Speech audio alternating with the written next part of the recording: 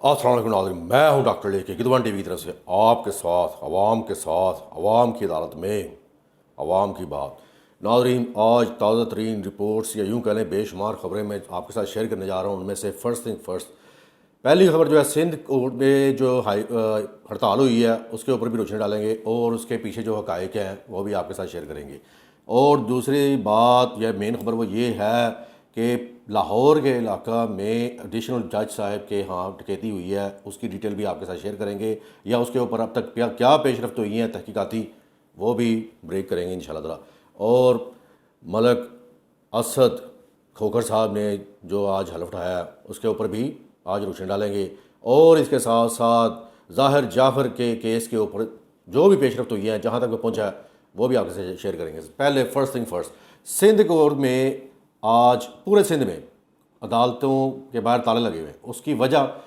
मैं पूरी उसकी पस मंज़र पहले आपको समझा दूँ, क्योंकि एड हॉक जज का नोटिस किया था सिंध के चीफ जस्टिस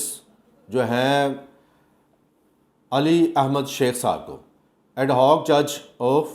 इस्लामाबाद कोर्ट, यानी कि उधर आना था, उनको लेके आना था। ये आपको थोड़ा सा कानूनी इसका मैं समझा दूँ नुक्ता नज़र से कि क्या एड हॉक जज क्या होता है। यानी कि जिस तरह कहते हैं ना कि अगर किसी को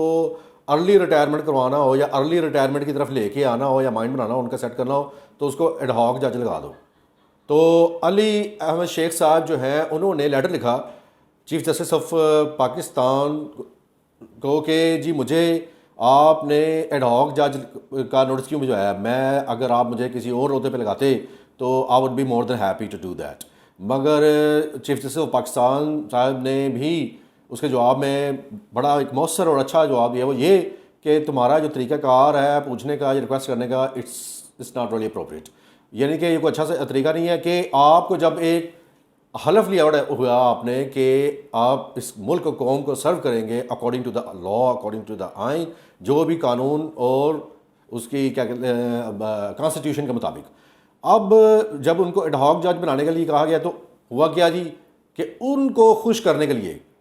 तमाम जितनी भी सिंध बार कौंसल, कराची बार कौंसल और कोर्ट्स की जितनी बार कौंसल्स हैं, उन्होंने क्या किया, सारी अदालतों में सिंध में ताले लगा दिए उनको हैप्पी करने के लिए। अब इसमें क्या उनको नहीं मालूम जो सिंध हाई कोर्ट सिंध के चीफ जस्टिस अली अहमद शेख साहब हैं, ऑब्वियसली उनको पता है, उनके सामने हुआ, उनके सामने हो रहा है ये सब कुछ। और इसमें पाकिस्तान पीपल्स पार्टी का भी हाथ है ऑब्वियसली, क्योंकि ये वही लोग हैं। नाज़रीन, आपको शायद याद होगा chief justice of Pakistan Atar mineral साहब का दफ्तर के बाहर जो तोड़फोड़ की थी जजेस ने कुछ अर्सा पहले तो इस्लामाबाद में, तो उनके ऑब्वियसली उन लोगों ने जो इस तरह इंतशार फैलाया था, जिन्होंने इस किस्म की सरगर्मियों में हिस्सा लिया था, वकला हज़रात ने, उनके लाइसेंस भी कैंसिल हुए थे, जिन्होंने उनके ऑफिस को नुकसान पहुंचाया था और उनके खिलाफ मुकदमा भी दर्ज हुए थे। उस वक्त तो अली अहमद शेख साहब ने कोई बयान नहीं दिया था, या सिंध बार कौंसिल के या कराची बार कौंसिल वकला ने एहतजाजन एक लफ्ज़ भी नहीं कहा था। तो आज इनको ये यकजहती का जो इजहार करने के लिए अली अहमद शेख साहब के साथ, या इनको खुश करने के लिए ये क्या इन्होंने जो ड्रामा किया ये रचाया, और जो बेचारे जिन लोगों के केसेस थे या जिन लोगों के आज इंतहाई अहम केसेस पे पेशरफ्त होनी थी, नहीं हो पाई, नहीं हो सकी इसी वजह से। तो ये बदमाशी है, ये सरासर बदमाशी है सिंध गवर्नमेंट की और बशमूल chief justice of Sindh Ali Ahmad Sheikh साहब। वो क्या है, बेशक वो कहते हैं जी मैं इसमें शामिल हाल नहीं हूँ या मुझे इस चीज़ का इल्म नहीं है, ये हो ही नहीं सकता नाज़रीन। और इस चीज़ का हमारे चीफ जस्टिस ऑफ पाकिस्तान को भी मालूम है।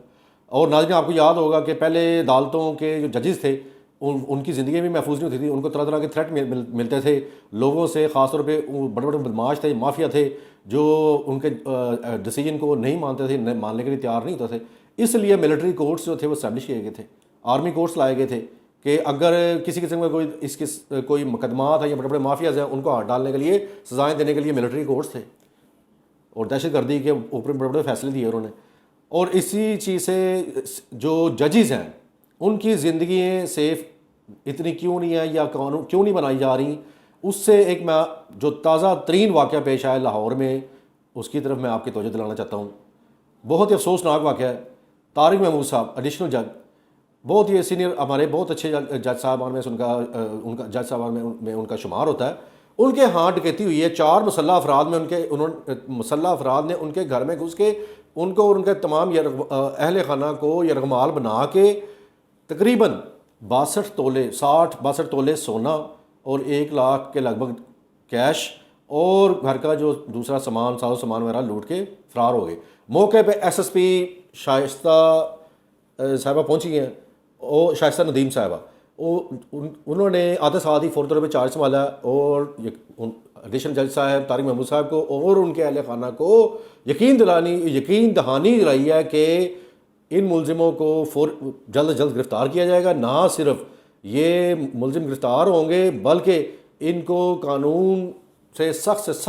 سزائیں بھی دلوائی جائیں گی، یعنی کہ انصاف کے کٹہرے میں لا کے کھڑا کیا جائے گا۔ اب سوال یہ اٹھتا ہے ناظرین، سوال نمبر 1 وہ یہ بگ کویسچن مارک کہ جو جج حضرات ہیں جو عوام کو انصاف دلاتے ہیں یا کرتے ہیں، ان کا جو معاملہ سورٹ آؤٹ کرتے ہیں سارے قانونی، اگر وہ لوگ یا ان کے گھر جو ہیں وہ محفوظ نہیں، ان کی فیملی محفوظ نہیں ہے، حالانکہ ان کے ساتھ تو بڑی سیکیورٹی ہوتی ہے اور بڑے سیکیور ایریے میں رہتے ہیں، اس کے باوجود یہ جو واردات ہوئی ہے، اس سے سوال یہی اٹھتا نا کہ عام شہری بیچارہ کیا کرے گا، کہاں جائے گا، وہ تو پھر اتنا محفوظ نہیں ہے۔ تو اس لیے ایس ایس پی شائستہ ندیم صاحبہ نے فوری طور پہ اس واقعے کا نوٹس لیا اور اس کے اوپر فوری طور پہ ایگزیکٹو کارروائی شروع کر دی ہے، ایگزیکٹو آرڈر بھی ایشو کر دیے، اور نہ صرف یہ بلکہ مسلسل اس چیز کے اوپر پیش رفت ہو رہی ہے۔ جو بھی اس کے نکلیں گے نتائج یا اس کی جو تازہ ترین رپورٹ ہوگی ناظرین وہ بھی آپ کے ساتھ شیئر کریں گے،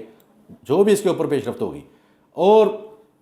تیسری بڑی خبر ناظرین، آج ملک اسد کھوکھر صاحب نے صوبائی وزیر کا حلف اٹھا لیا۔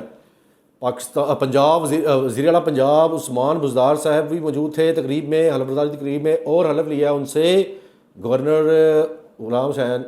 صاحب نے۔ جی جناب، انہوں نے وہاں حلف لیا ان سے، اسد کھوکھر صاحب سے، صوبائی وزیر کا، اور ان کو مبارکباد پیش کی ہے۔ اور دیکھیں ناظرین، یہ ساری جو معلومات میں آپ تک پہنچا رہا ہوں، اس میں ایک چیز کو مت بھولیے گا کہ حقیقت one T V is the only channel, یہ ایک واحد چینل جس میں میں ڈاکٹر علی حقیقت منڈی کی طرف سے عوام کے ساتھ وہ خبریں شیئر کرتے ہیں یا عوام تک وہ خبریں پہنچاتے ہیں کہ جو زمینی حقائق سے تعلق رکھتی ہیں،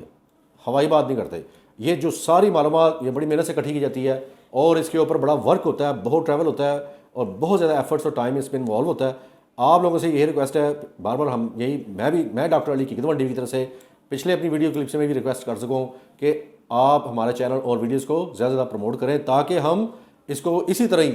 اسی پیس پہ اسی سپیڈ کے ساتھ آپ تک معلومات پہنچاتے رہیں۔ اور اس کے ساتھ ساتھ ناظرین، ظاہر جعفر جو نور مقدم اس کے میں پکڑا ہوا ہے، گرفتار ہوا ہے، اور اس کے والدین کی جو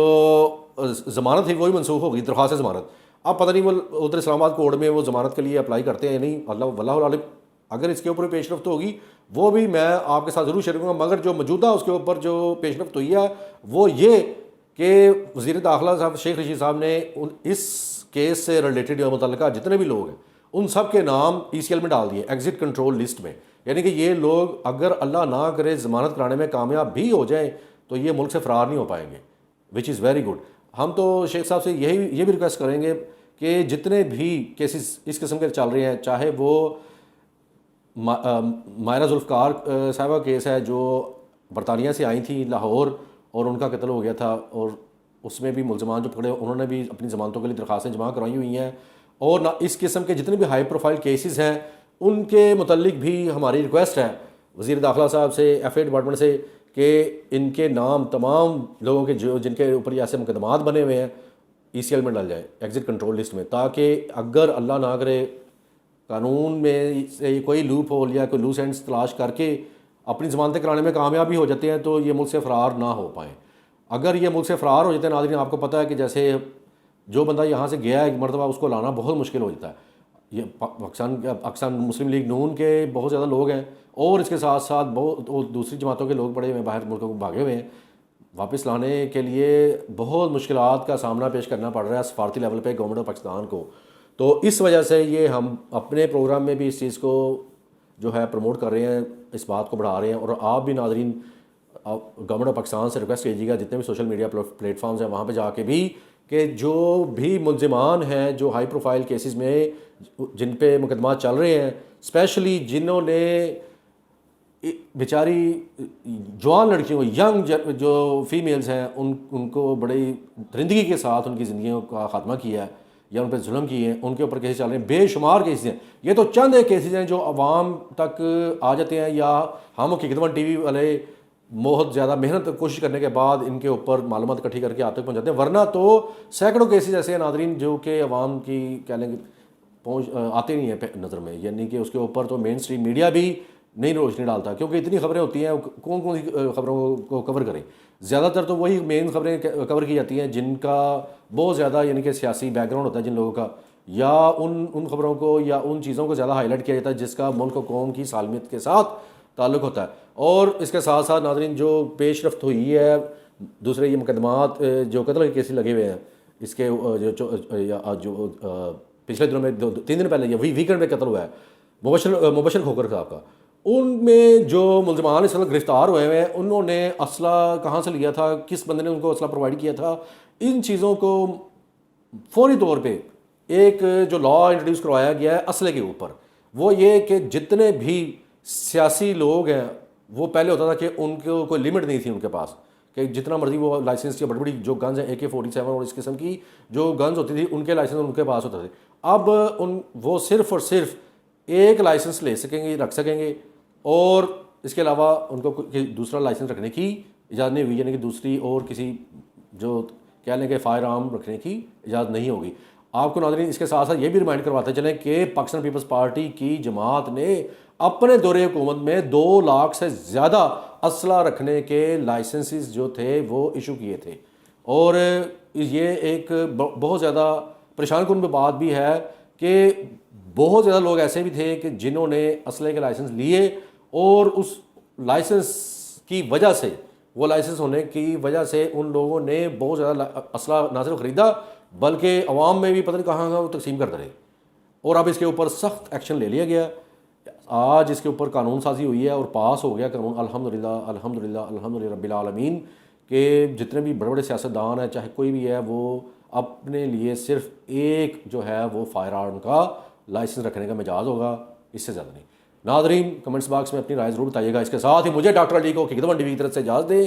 آپ کے ساتھ، عوام کے ساتھ، عوام کی عدالت میں